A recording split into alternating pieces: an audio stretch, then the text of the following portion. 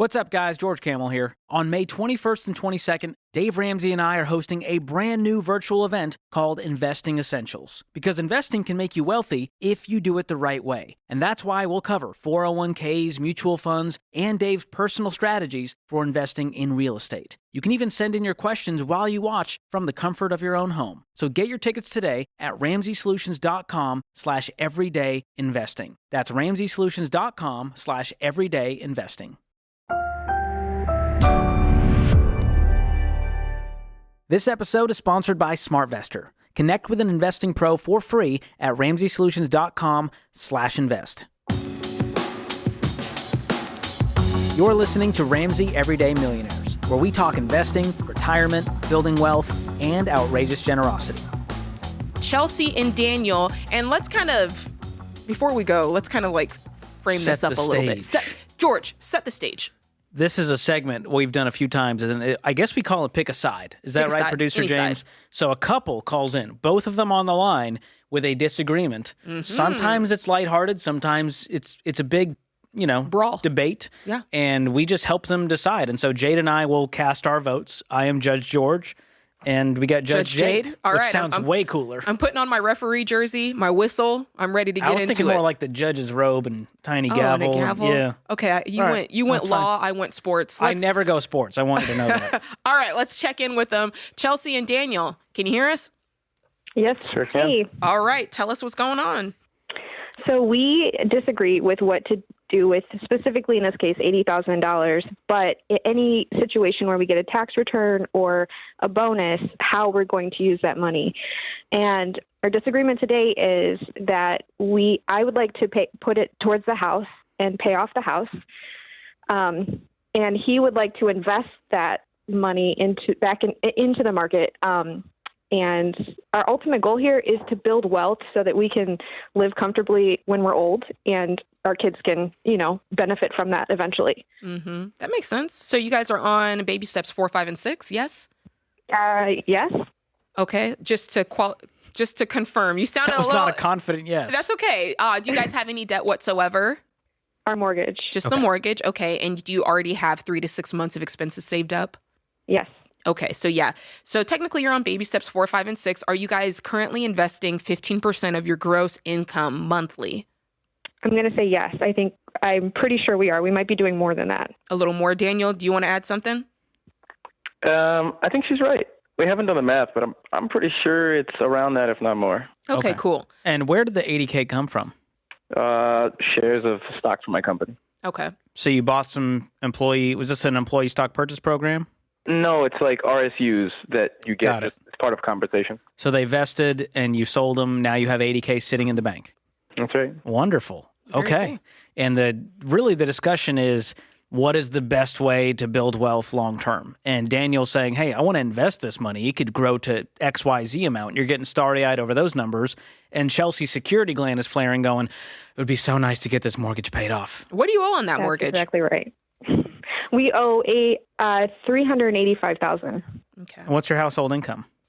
Around 4. Wonderful. 400,000. Sorry. Yeah. Sweet. Okay. And what is your end goal? Let's snap our fingers. You guys are older. Do you have a retirement plan? Is there a nest egg number that would really excite you? I haven't invested a lot of thought in it, but $1 million would be nice just to I don't know. Okay. Enjoy the. How old are you two? However that grows. I'm 20. Oh boy. Give me a second here. I think I'm 33, I think. Okay. Oh, you guys are younger than me. Here's my thing. What if I told you if you guys just continue down this path, you're going to have between 5 and 10 million just sitting in one account? Easy. Either way, regardless of what happens. Regardless if you invest this money or you pay down the house first, you're going to have $5 to $10 million net worth. If you just keep doing what you're doing. Wow. So when you put it that way, Daniel's going to get his wish because your wish is financial security. Chelsea's wish is financial security. And so what we're arguing about is the short term. And truthfully, you guys make $400K. What if we set an aggressive goal to pay down this mortgage? Let's say we used $80K. We paid it down to $300. We said, all right, over the next 2 years, we're going to pay down this mortgage. And after that, we're going to invest that mortgage payment to make Daniel happy for the foreseeable future. Do you see how that's a win-win? Yeah. It's kind of a win-win. My concern there is That's 2 years of not investing. No, you're investing, You're investing 15% of $400,000. Okay. Have you plugged that into an investment calculator lately, We're not Daniel? saying don't invest and pay off the mortgage. We're saying invest 15% and whatever's left pay off the mortgage. And I would consider this $80,000 above and beyond your traditional income. So just a little layout. Go ahead. The point that we disagree on is like, do we take the like quote unquote extra money, bonuses, RSU, stuff like that we get and invest it in the house, or invest it in like index funds, right? Or whatever form of stock market stuff. Based on the way the baby steps work, which is what we teach here, baby steps 4, 5, and 6, you do them simultaneously. But the extra. Are you getting this every year? This money? A couple times a year, yeah. Okay, so I would just consider it part of your household income, and so I think to make both of you happy, you can invest 15% of whatever your household income is. So let's say this $80K, we'll consider it part of your household income. Invest 15% of that. That's a good way to look at it. The rest we put George. toward the house. Gotcha. That's a good way to look at it because it comes every year. It's part of your normal income. It just comes later, basically. So I like that plan. But just so you're familiar with how the baby steps work is when you do 4, 5, and 6, 4 is you invest 15% of your gross. So to George's point, I love the idea of including this with that because it technically is your income. And then you get intentional about paying off your mortgage. And technically, we don't tell people to go above 15% until they've paid off their mortgage. So that's our plan here. And that's the plan that I would recommend and advise for you. And can we do some fun math, Daniel, just to give you some peace? Sure. You're 33, right? Let's say you invest just 15%, no more. Everything else goes toward the house, even for the rest of your life, and you continue to make $400K. That's $60,000 a year, right? Okay. Can you give me like the dumbed down math on how you got there? Yes. So 400,000 times 15%, $60K. Divide that by 12. You'd be investing $5,000 a month. You said you're 33, right? Okay. Yep. Let's say you keep investing $5,000 a month into retirement accounts, you name it, brokerage accounts, $5,000 a month till you're 60. Even with an 8% return, which is modest, low. That's $5.7 million if you started from zero today. And our team just put it on the screen if you're watching on YouTube. Good math, my guys in the booth.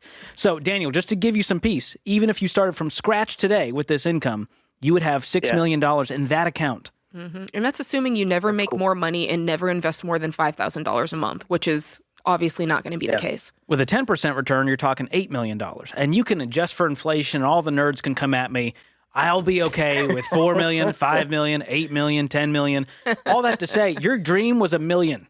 And I just showed you how, regardless of how you get there, you're going to be much higher than that. So, real nerdy, fun discussion. But as far as picking a side, I'm going Team Chelsea, and I'm paying off the house. But really, we're splitting the difference. We're investing and paying off the house. Put that gavel down. That's it. Judge George has ruled. Listen, I'm right there with you, but I think I'm just the bailiff in this case.